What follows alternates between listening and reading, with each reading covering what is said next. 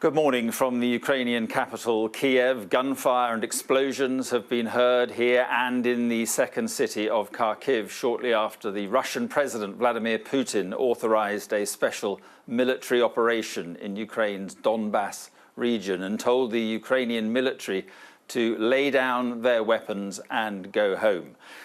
In a special televised address on Russian state TV, Mr. Putin said Russia had been left with no choice but to defend itself against what he said were threats from Ukraine.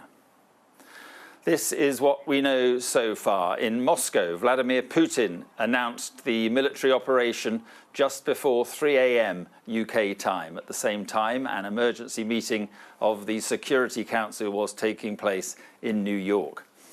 As President Putin spoke before dawn, big explosions were heard on the outskirts of Kyiv, Kharkiv, Odessa and other cities across Ukraine. There are reports that Russian troops have landed in Mariupol and Odessa. They have not been confirmed. Ukrainian President Volodymyr Zelensky has declared martial law in Ukraine and told people to stay home.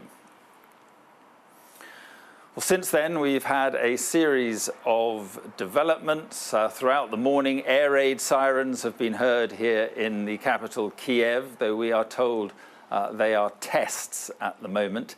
In the Donetsk region, Russian-backed separatists say they have launched what they call massive strikes against Ukrainian forces. More recently, the Ukrainian military say their air defense system shot down 5 Russian planes and 1 Russian helicopter in the Luhansk region, though the Russians have denied that that has happened.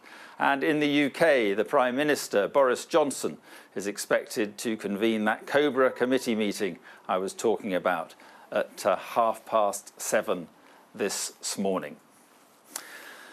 Let's listen back to that special address on Russian television by Vladimir Putin in the early hours of this morning. I decided to conduct a special military operation.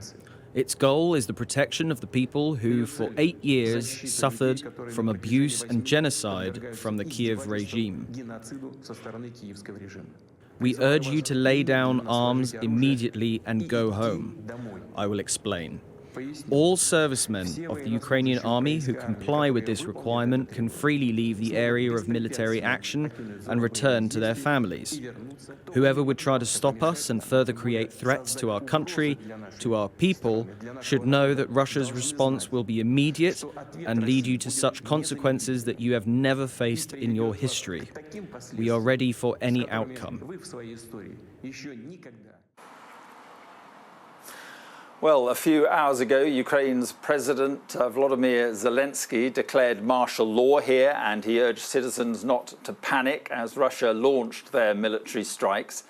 Let's take a look at what he said in a video posted on his social media channels. Dear Ukrainians, this morning President Putin announced a special military operation in the Donbass. Russia carried out strikes on our military infrastructure, on our border guards. Explosions were heard in many cities of Ukraine. We introduced martial law throughout the state. A minute ago, I had a conversation with President Biden. The US is starting to gather international support. Today, we need you, each of you, to be calm. If possible, stay at home, please. We are working. The army is working. The entire security and defense sector of Ukraine is working. I, the National Security and Defense Council, the government, will be in touch. Soon I will be in touch again. Do not panic. We are strong.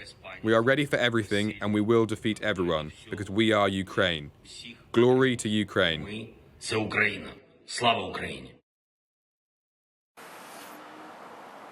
President Zelensky talking to the people of Ukraine there. Western leaders have been reacting to what has happened this morning. The Prime Minister, Boris Johnson, he tweeted this: "I am appalled by the horrific events in Ukraine and I have spoken to President Zelensky to discuss the next steps."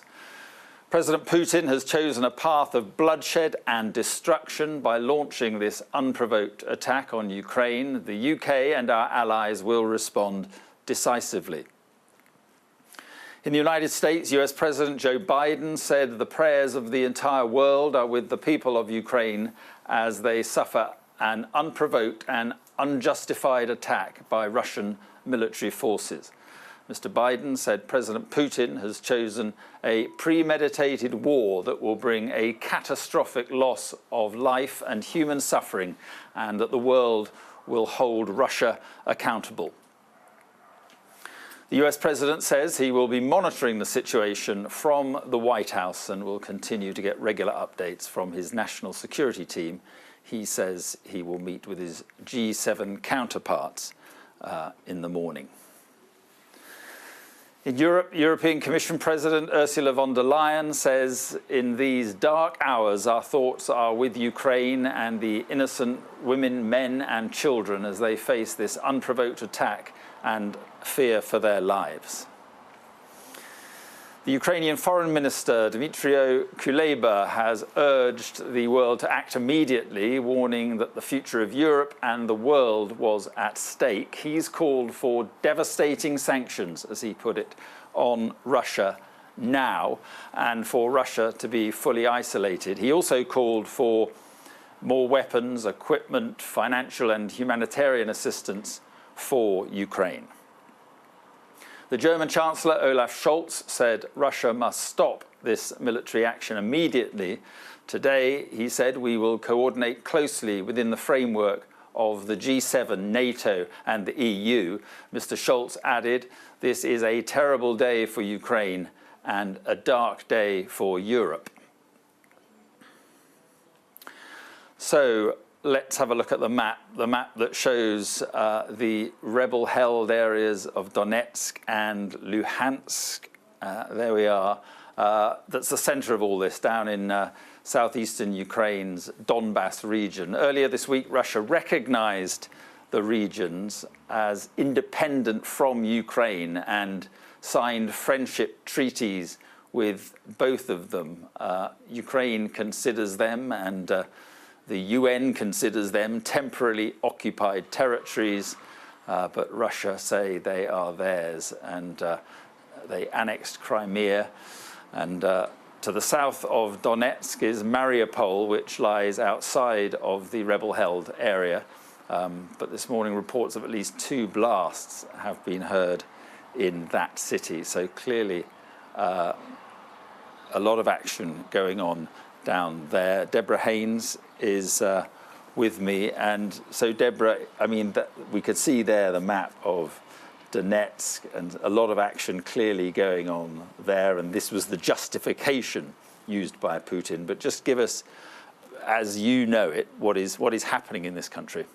Well, in terms of that justification, you heard President Putin talking about genocide, which is just completely false. He's created this false narrative to justify what he's done, saying that there's been like these attacks in the east and that the Ukrainian government poses that threat, which is just not true. And in terms of what is Deborah, I do apologise. We're just going to lose a guest. It's a Ukrainian MP. I will come straight back to you. Lesia Vasilenko is a member of the of the Ukrainian Parliament in Kyiv, and she can speak to us now. And can you just give us, first of all, your reaction to what is happening to your country this morning? Okay, well, first of all, I'd like to say that it's not separatist-held areas or whatever the terminology you were using. These are Ukrainian territories which are occupied today, not by separatists, but by Russian armies, irregular forces of the Russian military, and also regular Russian military, which has broken Ukrainian borders, which is bombing Ukrainian airports, and which is literally marching onto Kyiv and other cities. So this must be very clear. We're not talking about any kind of civil war or any hints at civil war. Literally, Ukraine is at war, a war which was declared by Russia at 5 a.m. this morning, Kyiv time officially, and 3 a.m. UK time, but also a war which has started several hours before that, when the first shellings of eastern parts of Ukraine have started. So I urge you all, please, the media, the international community, politicians, to use the proper language. There are no separatists. These are Russian military which are attacking a sovereign, independent country which is merely fighting for the right to exist. Absolutely. And what do you think that President Putin wants to achieve here? Well, it is clear he doesn't want Ukraine to exist as is. He is either going to destroy our country physically, or he is going to destroy us politically by putting pressure now on the people, keeping the people in fear, and making sure that the politicians like myself come into parliament and vote for ridiculous decisions, saying that Ukraine will never be part of NATO, saying that Ukraine admits that Crimea is Russian, and whatever other complete madness that he has in his mind in order to rebuild his Russian empire.